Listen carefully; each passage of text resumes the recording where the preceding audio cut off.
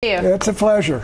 Donald Trump says the president is picking a fight, not with him, but with business owners. President Obama taking a lot of heat for saying, if you've got a business, you didn't build that. Now the president says he meant the business owners didn't build the bridges and roads and that businesses need. What does Donald Trump think? We asked him earlier. Donald, nice to talk to you. Hi, Greta. Donald, the president has said that you did not build it, and he says that the Romney campaign has taken his statements out of context. I'm curious your thoughts on what the president meant, or how you took what he meant when he talked about people not building it. And I realize there's more to the quote than that, but what's your thought on it? Well, I think really it's a very, very tough statement. People are very upset by it. It really has energized a lot of people in this country because maybe the truth is coming out finally about President Obama and his attitudes. It is a very, very hard thing for people that work 20 hours a day on whether it's building a business or just working on jobs where they build great things.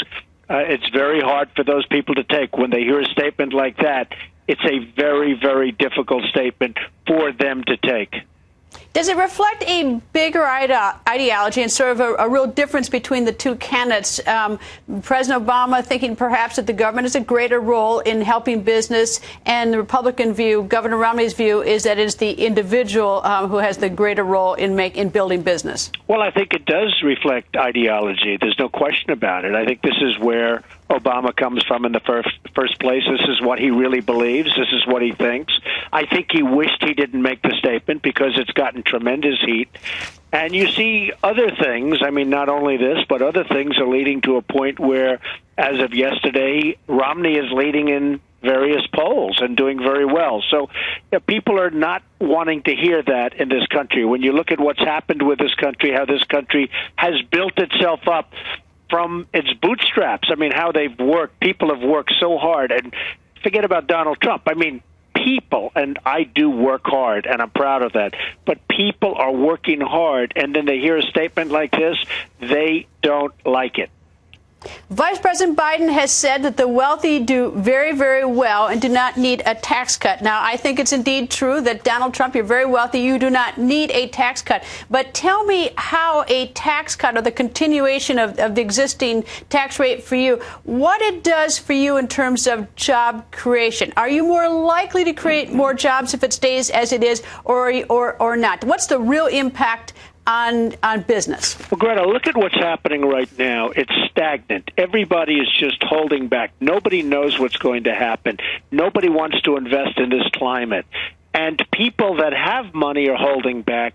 Banks are afraid to make loans. It's a mess. And you look at the taxes, you look at what's going on with the taxes, where some people want to just take them away. You have almost a majority now of people that don't pay any tax in the country. And at some point, it's got to stop. But something I say that I don't hear a lot of other people saying is, where's this money being spent? You know, they raise your taxes, and they keep raising your taxes, and then you look at Solyndra, and you look at all of these horrible investments that, frankly, investment bankers should be making, not our government. Our government shouldn't be making an investment in Solyndra. Solyndra, they take hundreds of millions of dollars and then just blow it in a matter of weeks. And this is where our tax money goes. It goes to Iraq. It goes to other countries that no longer respect us, don't respect us. It's going to blow to hell as soon as you see what happened with Iraq yesterday, where 100 people were killed.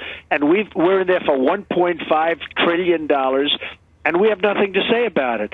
So a lot of people not only disagree with the tax hike, and you're talking about a very substantial tax hike, they want to know, where's their money going to? Is it going to continue to be thrown away like they've been throwing it away? It's a very difficult thing. And then just to end it is, we are in such a fragile world right now in terms of this economy that to be raising taxes now on job producers is a very, very dangerous thing to be doing.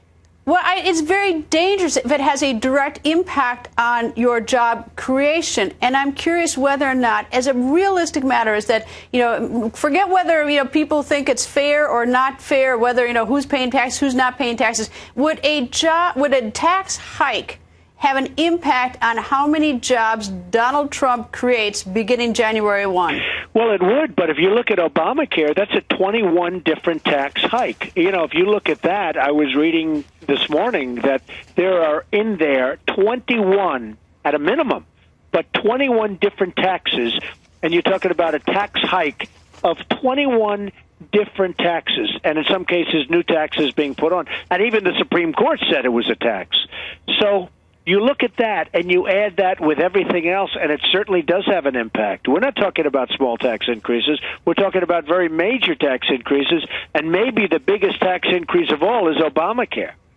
Well, one of the things I think that should be put into the mix and discussion is, at least as I've seen the estimates, is that if the tax cuts do expire to those who make more than $250,000 a year, it means that we can fund the federal government for another 8 days. I don't know what we're going to do about the other it's 357 a very, very small days. Amount of money. Absolutely. Yeah. So I'm trying to sort of like, are the 8 days worth any sort of impinging on the people who might create jobs if they don't, if they have a continued tax rate? That's what I'm trying to measure. The answer is no. And if you look at what Ronald Reagan did, he started cutting taxes and the economy started to grow and it became great.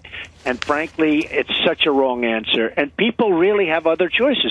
You know, people with money can go to lots of other countries to invest. They can go to China.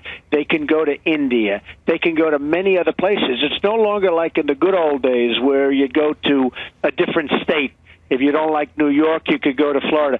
Today, if you don't like this country or if you don't like a certain area where you are because taxes are too high, you can invest in other countries and you can be there in 5 hours on a plane. So it's a very different world than it was even 10 years ago.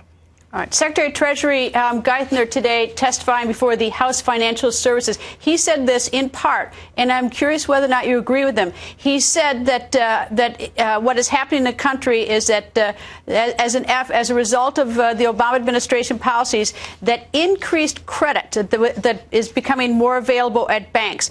Is that true? Do we have more stable banks and increased credit? If you're very rich and if you want to borrow money, if it's Donald Trump, believe me, it's very easy to borrow money right now. Very, very easy. And I get it at such a low rate, it's incredible. I've never seen anything like it. If you're a very fine person and a very good developer or business person, and you're trying to build a business and you want to borrow money, you cannot get money at any price. The banks are not loaning money to people that want to build businesses, and that's a real problem for the country. It's never been like this. So the rates are very good if you don't need the money. If you don't want money, they want to loan you money. If you need money, you cannot borrow it at any rate. Well, so is there increased credit? I mean, one of the ways that we sort of rev up the economy is that people go out and build things, or they go out and create things, but they also they borrow money in order to have that happen. If you're not a Donald Trump, if you're not a billionaire, let's say you're only a millionaire, are you able to get credit to expand your business right now? Is the Secretary right that credit is more available? The answer is no. You cannot get credit. If you need money to build a business and you're a very solid citizen with good credit ratings and everything, but you need money to build a business, but you don't have a lot of money, but you have great ideas and great concepts, and it's a wonderful business or development if it were real estate, you cannot get money. No.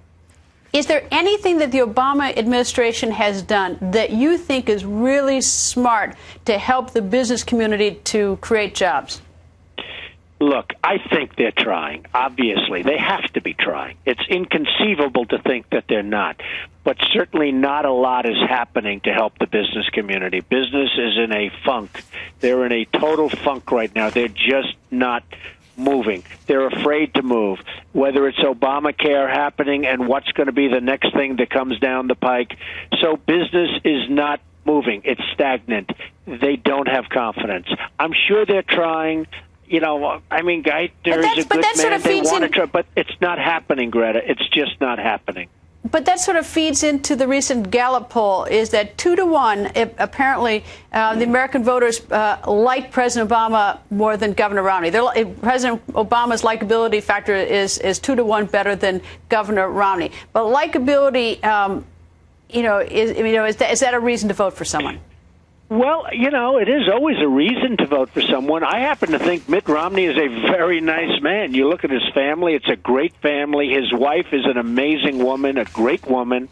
And I happen to think he's a very, very high-quality, nice man and solid as a rock, and I can't understand why his popularity isn't through the roof, because, frankly, he has every single quality you need for likability. He's a great person. If you talk to a Republican or even some business people, they make you think that it's going to be absolutely catastrophic if President Obama is reelected in terms of the economy and businesses and job growth. Is no matter who is elected, can the business community respond to it? Can you adjust to anything, or is it going to be catastrophic?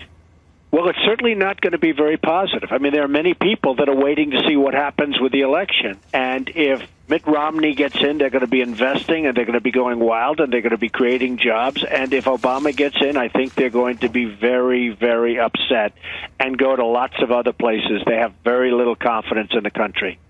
I guess I'm trying to figure out what's the scare factor. I mean, are we getting the scare factor from some people, or do you think it's, these are, very serious times, and it makes a big difference on those whether tax credits or tax rates are extended or not? Well, I've been saying for a while, I think this is one of the most important elections this country has ever had.